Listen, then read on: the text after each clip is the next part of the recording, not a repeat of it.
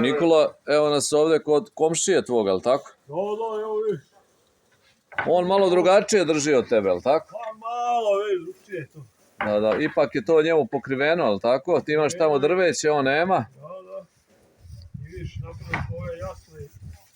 Pošto on prodaje jaganjce? Isto, 556. 600, znači oko 600 dinara i kod njega.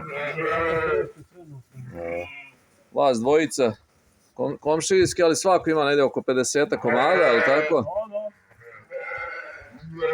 Jel se može živjeti od toga? Ne može baš, ali tako? Uz nešto drugo što radiš? Može.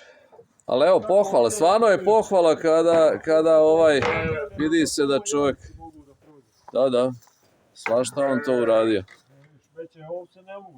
Da. Lepi ovi za senu. Kvalitet.